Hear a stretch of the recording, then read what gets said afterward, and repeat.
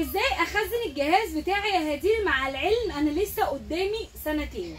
طبعا هي بتسأل ازاي تحافظ على حاجتها وهي لسه قدامها وقت، سنتين طبعا وقت برضه.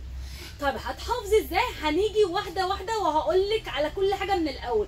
اول حاجه انت جيتي اشتريتي مثلا الملايات او اشتريتي الفوط بتاعتك، فهتعملي ايه علشان تحافظي عليها؟ اولا لازم تطلعيهم من العلب بتاعتها بنفس ترتيبها. انا ما بقولكيش تطلعيهم ولا تفرديهم خالص، لا، بنفس ما هي مقفوله كده. انت بس هتطلعيهم من العلبه وترصيهم بقى مثلا في شنط. شوفي انت عندك شنط، ما عندكيش امكانيه تجيبي الشنط اللي هي المصاصات، فانت عندك الشنط الثانيه اللي هي الكبيره ديت البلاستيك دي اللي طالعه جديد دلوقتي، ممكن تخزني في اي حاجه انت عايزاها. تمام، دي حاجه مهمه جدا. تاني حاجه بقى يا ستي ان انت لازم من 2 ل3 شهور كده لازم تطلعي حاجتك كلها ولازم تهويها.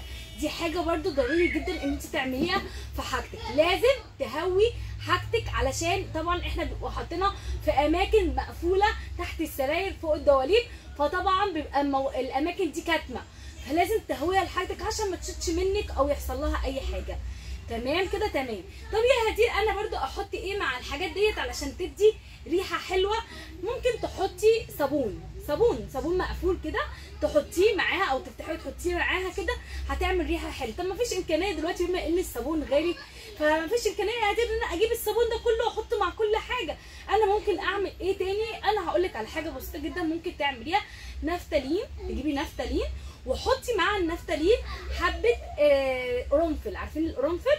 حبه قرنفل. وعايزه تحطي ممكن كمان تحطي معاها عود قرفه، اللي هي القرفه الخشب بقى مش مطحون، قرفه خشب. انت ممكن تحطي الثلاثه دول على فكره مع بعض وتعمليهم في تل، لو عندك اي حاجه تل كده زي سرر صغننه كده، وتحطيها وسط اي حاجه من حاجتك براحتك، مفيش اي حاجه هتمنع اي حاجه ان هي توصل لحاجتك زي العته، ممكن مش تدخل اصلا، وكمان تديكي ريحه حلوه قوي قوي. واهم حاجه التهويه زي ما انا قلت لك. طب انت بقى كمان هتحطي حاجتك تحت السرير او فوق الدولاب والعته وخايفه من الحاجات ديت تدخل في حاجتك. طب اعمل ايه يا دي؟ هقول لك على حاجه بسيطه انا ذات نفسي بعملها في بيتي على طول. ورا اي حاجه حطي فلفل اسود حصى، جيبيه كده وترشيه في كل حته، ورا الدولاب، تحت السرير، فوق الدولاب كده في الجناب كده حطي فلفل اسود حصى. انسي موضوع العته دوت. الكلام دوت كمان مش ممكن يبقى ليكي انت بس كعروسه، ده ممكن يكون لاي ست بيت عندها العته دي وقرفاها، هتبقى حلوه جدا. وكده انا هكون جاوبتك على سؤالك، واي حد برده عنده اي سؤال انا مستنيه كل اسئلتكم واجاوبكم عليها بكل حب.